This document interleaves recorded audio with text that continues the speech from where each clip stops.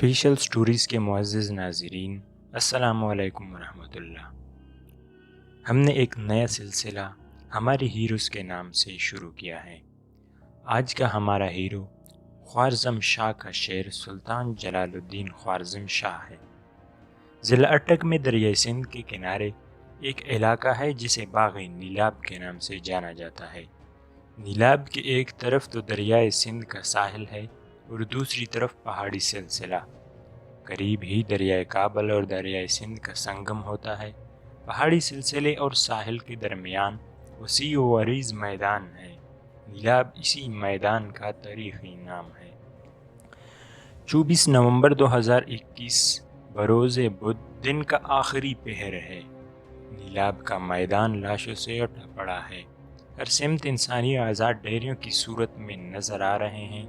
زخمیوں کی آہ و بکا سے کان پڑی آواز سننا دشوار ہے۔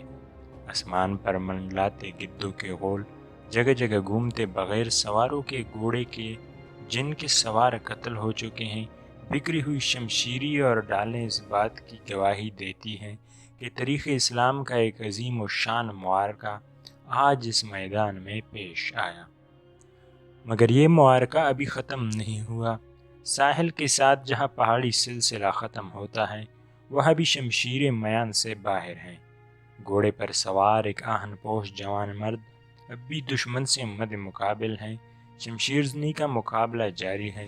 سوار اگرچہ مکمل طور پر جنگی لباس میں ہے، مگر اس کی وجاہت، دلیری اور اس کے گرد موجود حفاظتی دستہ اس بات کی نشاندہی کرتا ہے کہ یہ سوار اپنے لشکر کا سالار ہے۔ دفعتاً قریب موجود خیموں میں سے ایک عورت نکل کر چلاتی ہے، جلال جلال تجھے اللہ کا واسطہ ہمیں قتل کر دے، جلال ہمیں تتاریوں کی قید سے بچا لے۔ جن دوستوں نے ابھی تک ہمارے اس چینل آفیشیل سٹوریز کو سبسکرائب نہیں کیا ہے، ان سے درخواست ہے کہ سبسکرائب کے سرخ بٹن کو پریس کریں اور ساتھ میں موجود گھنٹی کے نشان کو بھی دبا دیں۔ یہ سالار سلطان جلال الدین خوارزم شاہ ہے، صدیوں پرانی سلطنت خوارزم کا سلطان جو کئی سال سے تتاریوں سے نبرد آزما ہے۔ جلال الدین نے کئی دفعہ تتاریوں کے لشکر کو شکست سے دوچار کیا، مگر اس دفعہ تتاریوں کا سالار چنگیز خان بذات خود اس کا مدعی مقابل ہے۔ چنگیز خان صحرائے گوبی سے یلغار کرتا اور سلطان جلال الدین کا تعاقب کرتا دریائے سندھ کے کنارے اس وقت سلطان سے برسرے پیکار ہے۔ شاہی خیمہ سے پھر اس عورت کی صدا آتی ہے۔ یہ خاتون سلطان کی والدہ ہیں اور خیمہ میں سلطان کی ازواج اور شاہی خاندان کی دیگر عورتیں اور بچے ہیں۔ انہیں نظر آ رہا ہے کہ سلطان جلال الدین کو شکست ہو چکی ہے اور وہ مٹھی بھر سپاہیوں کے ساتھ تتاریوں سے زیادہ دیر تک نہیں لڑ سکتا۔ شاہی خواتین چنگیز خان کی قید میں جانے سے مر جانا زیادہ بہتر سمجھتی ہیں۔ سلطان ششوپن میں مبتلا ہے کہ خونی رشتہ داروں کو اپنے ہاتھ سے وہ کس طرح موت سے ہمکنار کریں۔ سلطان کے محافظ سپاہیوں کی تعداد گھٹتی جا رہی ہے اور تتاریوں کا گھیرا تنگ سے تنگ ہوتا جا رہا ہے۔ سامنے ہی ظلم اور ستم کا نشان بنا چنگیز خان موجود ہے اور وہ اس آخری معرکہ آرائی کو دلچسپی سے دیکھ رہا ہے۔ اس کا حکم ہے کہ سلطان کو زندہ گرفتار کیا جائے، اس لیے تتاری سپاہی سلطان کو تھکا کر گرفتار کرنا چاہتے ہیں۔ شاہی خیمہ سے سلطان کی والدہ کی صدا ایک دفعہ پھر بلند ہوتی ہے۔ اس دفعہ سلطان جلال الدین فیصلہ کر لیتا ہے، وہ شاہی خیموں کی طرف بڑھتا ہے اور پھر تاریخ ایک عجیب منظر دیکھتی ہے۔ سلطان شاہی خواتین کو، جس میں اس کی والدہ اور بیویاں شامل ہیں، یکے بعد دیگر دریائے سندھ کی موجوں کے سپرد کر دیتا ہے۔ اہل و عیال سے بے پرواہ ہو کر سلطان ایک بار پھر تتاریوں کی افواج سے نبرد آزما ہو جاتا ہے۔ اس کی ساتھیوں کی تعداد کم ہوتی جا رہی ہے۔ تتاری سپاہ کا گھیرا تنگ ہو چکا ہے۔ سلطان کے پیچھے دریائے سندھ کی موجیں اپنے جولانی دکھا رہی ہیں۔ سامنے کی طرف سے تتاریوں کا لشکر سیلاب کے مانند بڑھتا چلا آ رہا ہے۔ سلطان لبے دریا چٹانوں کی بلندی پر چڑھ جاتا ہے۔ چنگیز خان کا منشی عطاء الملک الجوینی لکھتا ہے کہ اس مقام پر دریا کی گہرائی بہت زیادہ تھی۔ چٹان پر موجود جلال الدین اپنا تکہ ماندہ گھوڑا تبدیل کرتا ہے، تیر اندازوں سے محفوظ رہنے کے لیے ڈال کمر پر لٹکا لیتا ہے، نیزہ ترکش اور کمان ساتھ لیتا ہے۔ ایک مسکراتی نگاہ چنگیز خان کی طرف ڈالتا ہے جو سلطان کو زندہ گرفتار کرنے کی فکر میں ہے۔ اس سے پہلے کہ چنگیز خان سلطان کا ارادہ بانپ لے، سلطان گھوڑے کو چابک رسید کرتے ہوئے خطرناک بلندی سے دریائے سندھ کی سرکش اور تیز و تند موجوں میں چھلانگ لگا دیتا ہے۔ موجوں میں گرجدار آواز پیدا ہوتی ہے، پانی کئی فٹ اوپر اچھلتا ہے۔ چند ثانیوں کے لیے سلطان پانی میں غائب ہو جاتا ہے، مگر اگلے ہی لمحے سلطان جلال الدین گھوڑے کی پشت سے چمٹا نظر آتا ہے۔ نومبر کا مہینہ ہے، دریا کا پانی یخ بستا ہے، اوپر سے سلطان کا جسم زخموں سے چور ہے، مگر سلطان کمال ہمت کا مظاہرہ کرتے ہوئے گھوڑے کی پشت سے چمٹا رہتا ہے۔ وفادار گھوڑا اپنے سوار کو لے کر تیرتے ہوئے کنارے کی طرف بڑھنے کی کوشش کرتا ہے۔ پانی کی لہریں کبھی اسے ساحل کے قریب کر دیتی ہے تو کبھی دور۔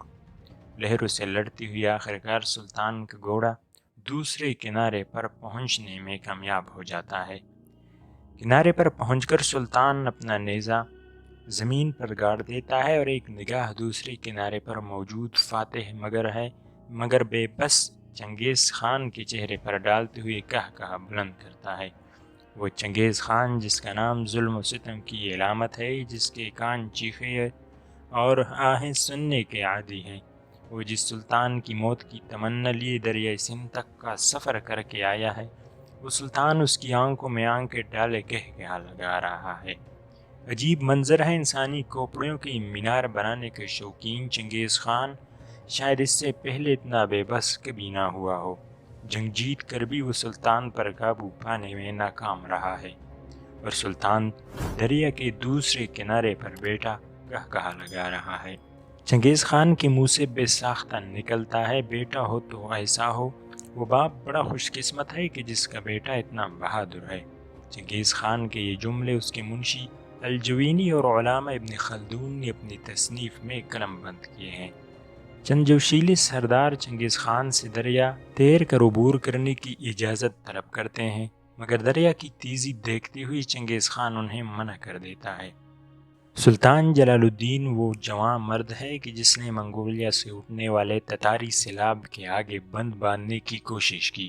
چنگیز خان کی قیادت میں منظم ہونے والے تتاری وحشی قبائل اس وقت کی آباد دنیا کے تقریباً آدھے حصے کو متاثر کر گئے۔ وسطی ایشیا میں دو بڑی تاریخ اور مشہور دریا بہتے ہیں، دریا جیہو جسے اب دریا آمو کہا جاتا ہے اور دوسرا دریا سیہو جسے اب سیر دریا بھی کہتے ہیں۔ ان دونوں دریاؤں کے درمیانی علاقے موران نہر کہلاتا ہے۔ سمرقند، کوکند، بخارا اور ترمز جیسے مشہور تاریخی شہر اسی علاقے میں واقع ہیں۔ اسی دریا آمو کے کنارے موجودہ ازبکستان میں اورگنج نام کا شہر بھی آباد ہے۔ یہاں اورگنج سلطنت خوارزم کا دارالحکومت تھا۔ زمانہ اسلام میں اموی خلیفہ ولید بن عبد الملک کے سپہ سالار فاتح ترکستان قتیبہ بن مسلم باہلی رحمہ اللہ کے ہاتھوں سلطنت خوارزم اسلامی مملکت میں شامل ہوئی۔ خوارزم کے حکمران خلافت اسلامیہ کے صوبے درایا گورنر کی حیثیت رکھتے تھے۔ امیوں کے بعد سلطنت خوارزم عباسیوں کے ماتحت آ گئی۔ عباسیوں کے دور زوال میں جب بغداد کا خلیفہ کمزور ہو گیا اور مملکت اسلامیہ کے علاقے یکی بعد دیگر خود مختاری کا اعلان کرنے لگے تو خوارزم شاہ نے بھی اپنی خود مختاری حیثیت کا اعلان کر دیا۔ بغداد کی مرکزیت سے الگ ہونے کے بعد خوارزم کی حکومت نے آس پاس کے علاقے فتح کرنا شروع کر دیے۔ خلافت عباسیہ کے علاقے جو مرکز کمزور ہونے کے سبب آزاد ہو گئے تھے، وہ رفتہ رفتہ سلطنت خوارزم میں شامل ہوتے گئے۔ خوارزم کی سرحدیں وسیع ہوتی چلی گئی اور آخرکار 1290 میں سلطان علاء الدین محمد شاہ کے خوارزم شاہ بن جانے کے بعد سلطنت خوارزم کی سرحدیں تیزی سے وسیع ہونے لگی۔ موران نہر کے اکثر علاقے جن میں سمرقند، بخارا، کوکند، ترمزی، بلخ، تاشقند اور فرغانہ وغیرہ شامل تھے اور اورگنج کی سلطنت کے اندر آ گئی۔ علاء الدین محمد خوارزم شاہ نے ترکان خطہ کے خلاف عظیم کامیابی حاصل کی۔ اس طرح سلجوقی ترکوں کی مقبوضات بھی خوارزم شاہ کے پاس آ گئی۔ ادھر افغانستان کی غوری سلطنت کا سلطان شہاب الدین غوری اسماعیلی باطنی فرقہ حسن بن صباح کے فدائیوں کے ہاتھوں شہید ہو گیا۔ اس طرح غوری سلطنت انتشار کا شکار ہو گئی اور پھر خوارزم شاہ نے افغانستان پر حملہ کر کے غوری سلطنت پر بھی قبضہ کر لیا۔ پاکستان کے سرحدی علاقوں تک خوارزم شاہ کی مملکت پہنچ گئی۔ اس طرح موجودہ سرحدی اعتبار سے سلطنت خوارزم اپنی زمانہ کی عروج میں موجودہ ازبکستان، ترکمنستان، تاجکستان، افغانستان، ایران، پاکستان کا صوبہ خیبر پختونخوا اور صوبہ بلوچستان کے کچھ حصے پر محیط تھی۔ اگر آپ کو ہماری یہ کاوش پسند آ گئی تو آپ لوگوں سے درخواست ہے کہ جن لوگوں نے ابھی تک ہمارے اس چینل کو سبسکرائب نہیں کیا ہے وہ آفیشیل سٹوریز کو فوراً سبسکرائب کریں اور گھنٹی کے نشان کو بھی پریس کریں تاکہ ہمارے مزید ایسے ویڈیوز کی نوٹیفیکیشن آپ کو باقاعدگی سے ملتی رہے۔